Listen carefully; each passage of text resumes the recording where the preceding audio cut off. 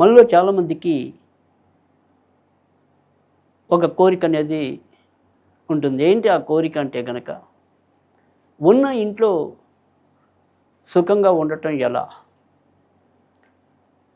ఇంటికి రాగానే ప్రశాంతత చెక్కటం అనేది ఒకటైతే, దాంతోపాటు నిలకడైన ఆర్థికంగా స్థితిగతులు పెరగటం అనేది ఒకటి. ఈ రెండింటికి సమన్వయం లేక, అంటే డబ్బున్న చోట సుఖం లేక, సుఖం ఉన్న చోట డబ్బు లేక, ఇలా ఎప్పుడూ కూడా మనసు ఏదో రకమైన ఒత్తిడి లేదా తీవ్రమైన వేదనకి గురవుతూ ఉంటుంది. మరి ఇందుకు కారణం జ్యోతిష్యం ఏమైనా సరే తెలుపుతుందా?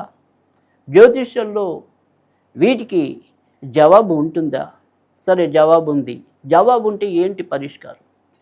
అంటే ఎప్పుడైనా సరే, ఏదైనా సరే, మొదట అసలు రోగం అనేది ఎందుకు వస్తుంది అనేది కనుక తెలిస్తే, ఆ రోగానికి మందు ఇవ్వటం అనేది పెద్ద సమస్య కాదు.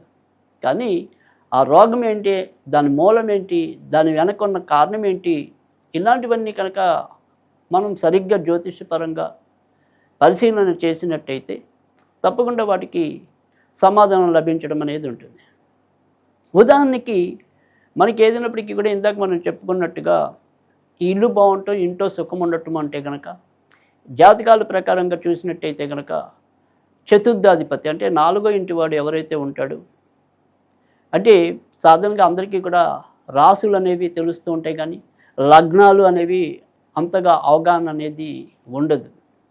కానీ ఉదాహరణకి మేష రాశి లేదా మేష లగ్నం, దానికి 4వ ఇంటి వాడు ఎవరు? మేషం, వృషభం, మిథునం, కర్కాటకం. అంటే కర్కాటకం అనేది వారి యొక్క గృహస్థానం అవటం అనేది జరుగుతుంది. అయితే అక్కడ దానికి అధిపతి ఎవరు? కర్కాటకానికి చంద్రుడు అధిపతి అవుతున్నాడు. అంటే చంద్రుడు కనుక వారి జాతకంలో సరైన స్థితిలో లేకపోతే, దుష్టగ్రహాల బారిన పడితే, రాహుతో కానీ కేతుతో కానీ గ్రస్తమైతే, అప్పుడు మనకి ఈ రకమైన మానసిక ప్రశాంతత లభించదు. అయితే ఇక్కడ మరి ప్రతి ఒక్కరికి కూడా కొన్ని సందర్భాల్లో వారి వారి జాతకాలకు తెలిసి ఉండొచ్చు, కొన్ని సందర్భాల్లో తెలియకపోవచ్చు.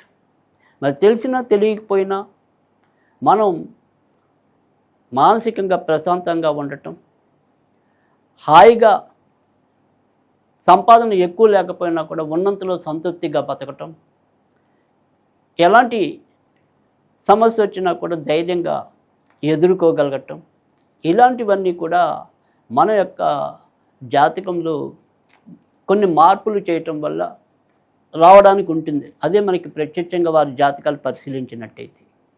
అయినప్పటికీ ఇప్పుడు నేను చెప్పే ఏదైతే ఒక పరిహారం ఉంటుందో, ఆ పరిహారం చేసుకోవటం వల్ల ఎంతో కొంత ఈ రకంగా మానసిక ప్రశాంతత లభించటం అనేది ఒకటి. ఉన్నంతలో తిండికి బట్టకి లోటు లేకుండా ప్రశాంతంగా జీవనం సాగిపోవటం అనేది. కనుక బాగా పెద్ద పెద్ద విపరీతమైన కోరికలుంటే వాటికి ఇది పరిష్కారం అంటే నేను చెప్పలేను, కానీ ఖచ్చితంగా ఉన్నంతలో హాయిగా జీవించడానికి, ఉన్న కాసేపు కూడా ప్రశాంతంగా ఉండడానికి ఇప్పుడు నేను చెప్పే పరిహారం అయితే కనుక తప్పకుండా ఎంతో కొంత దోహదపడుతుందని చెప్పడంలో సందేహం లేదు. ఇంట్లో సాధారణంగా మీరు ఎక్కువగా, అంటే ఇంటి యజమానిని మనం ఎప్పుడు కూడా పరిగణలోకి తీసుకోవాలి. ఇంటి యజమాని ఒకవేళ ఎవరు లేకపోతే, అప్పుడు ఆ ఇంట్లో స్త్రీలలో ఎవరు పెద్దవాళ్ళు అయితే కనుక వాళ్ళని మనం పరిగణలోకి తీసుకోవాలి. ఈ ఇంటి యజమాని ఎక్కువగా ఏ గదిలో అయితే పడుకుంటారో ఆ గదిలో వాయువ్య మూల ఒక వెండి పాత్రలో బియ్యం 2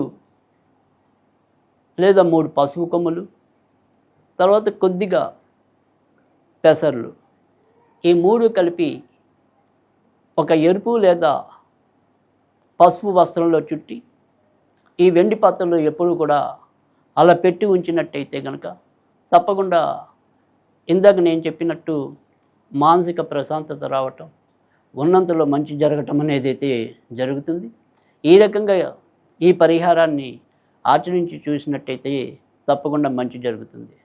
దీంతో పాటుగా ఖచ్చితంగా శివుడు కుటుంబంతో ఉన్నది అంటే శివపార్వతులు, వినాయకుడు, మరి సుబ్రహ్మణ్య స్వామి కలిసిన ఫోటో మీ దేవుళ్ళలో తప్పకుండా పెట్టుకున్నా కూడా మంచి జరగడానికి ఉంటుంది.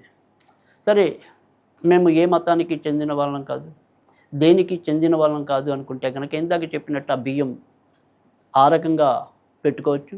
అలాగే ఎవరు ఎటువంటి మతం వారైనప్పటికీ కూడా మరొక తేలికైన పరిహారం ఏంటంటే, సోమవారాలు అప్పుడప్పుడు వాళ్ళు స్నానం చేసే నీటిలో కొద్దిగా పచ్చిపాలు కలిపి స్నానం చేసినట్టయినా అలా చేసినా కూడా తప్పకుండా మంచి జరగటం అనేది ఉంటుంది. ఆచరించి చూడండి, ఎంతో కొంత తప్పకుండా మీకు ఫలితం లభిస్తుంది.